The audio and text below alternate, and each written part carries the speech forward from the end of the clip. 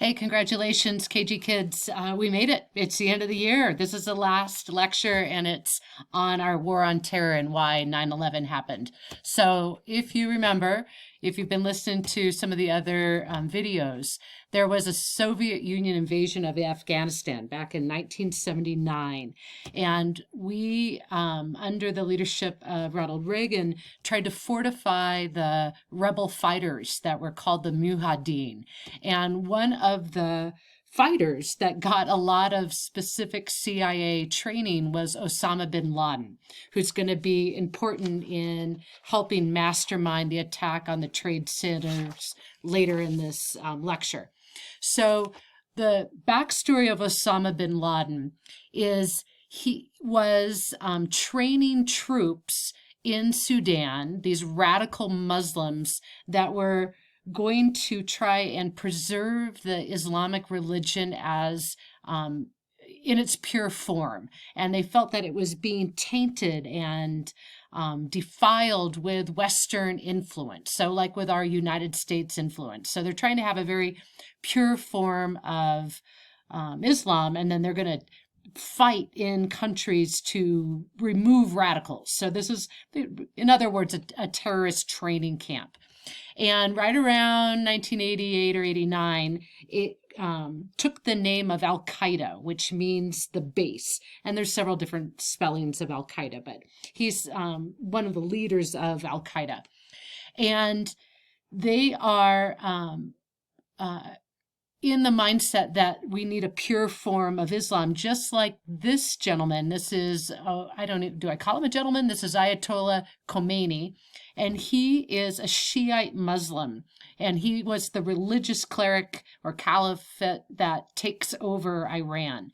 Now, to understand what's going on in the Middle East, you have to understand that there's two main branches of Islam.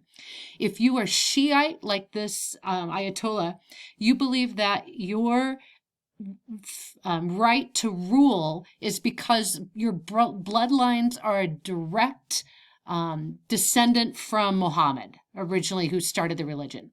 If you are a Sunni Muslim, then you believe that leadership can be people like Saddam Hussein who are not directly tied with their bloodline to Muhammad.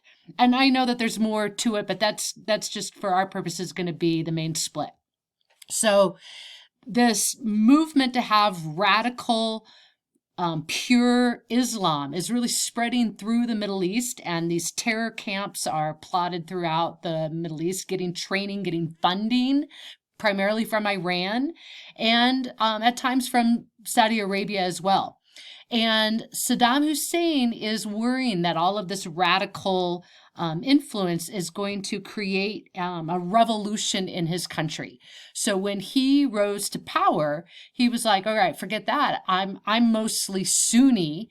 I want to squash the radicals. So I'm going to go invade Iran, which was not a smart idea because he spends tons of money in this 8-year war. He goes into massive debt. He takes out loans from the Saudis.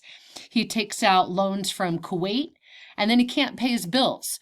And since he owed $14 billion, he goes and invades Kuwait on August 2nd, 1990. Well, this is where the U.S. gets involved because we're like, dude, you can't go invade Kuwait. That's an independent nation. Plus, hello, it's right there on the Persian Gulf, and we need the oil. So we make a deal with the Saudis. We're like, hey, we've got this tremendous army, tremendous fighting forces, this awesome Air Force. Can we use your areas, your bases in Saudi Arabia? We're going to fly from your airports and then bomb the heck out of Iraq. And they were down with that. So we did. And it was a really short war. I mean, the Saudis, as you can see, Iraq owed them like $26 billion. So they were totally fine with us bombing the heck out of Iraq. So Osama bin Laden, if we go back to him, he didn't like this. He's all about getting American influence out of the Middle East.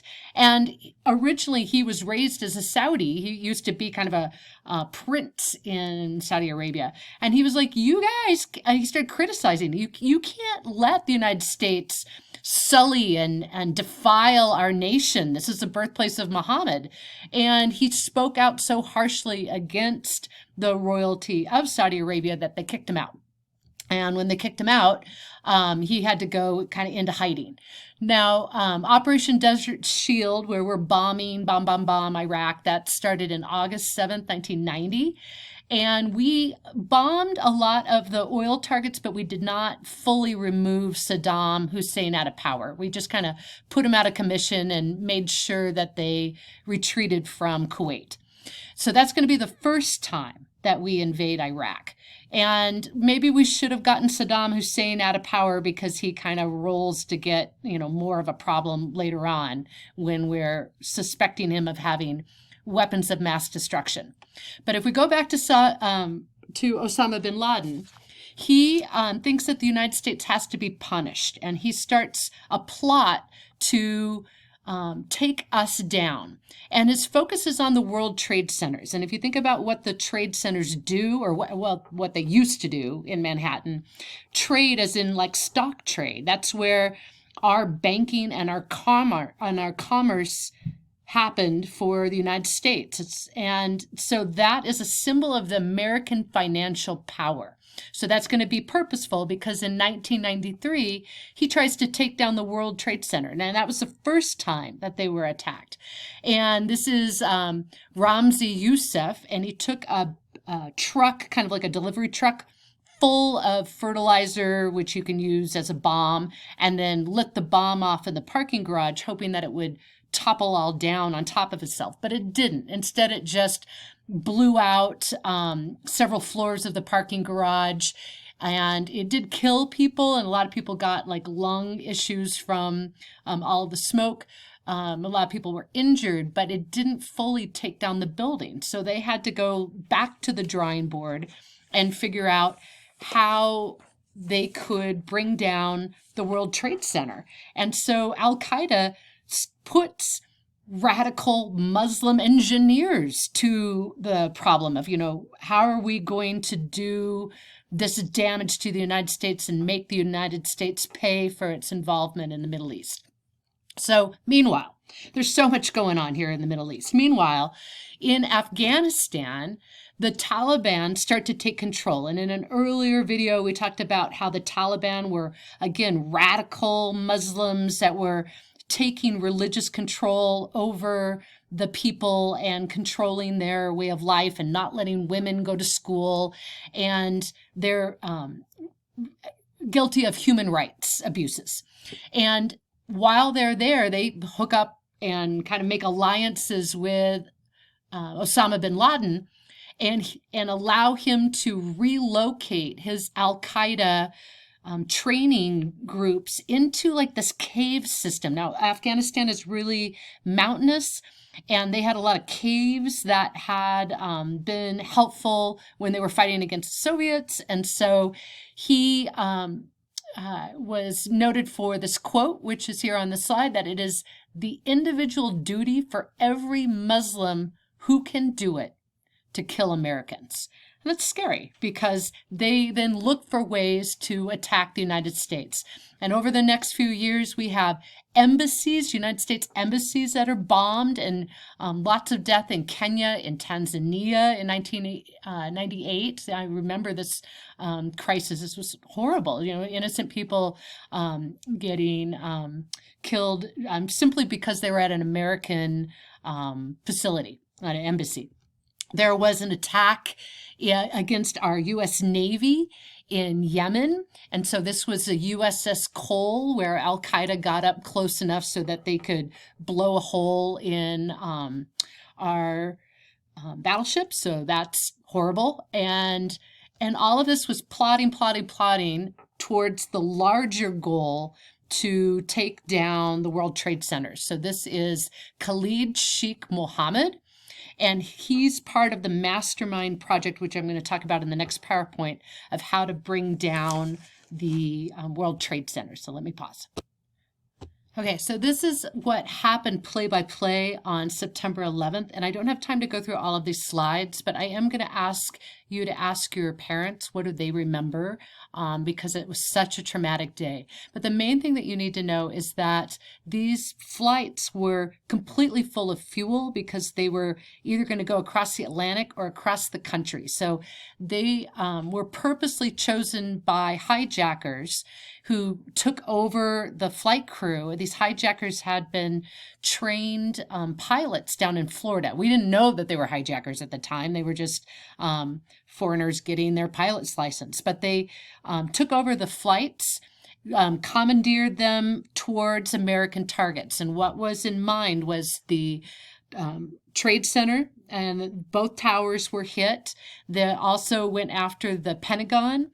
And there was a fourth flight that was most likely headed for either the White House or the Capitol, but the passengers took down Flight 93 before they could use the plane as the bomb. So this was unheard of. We hadn't been planning for this because we've never had this happen, I guess, unless you think about the kamikaze pilots that were running out of fuel in World War II.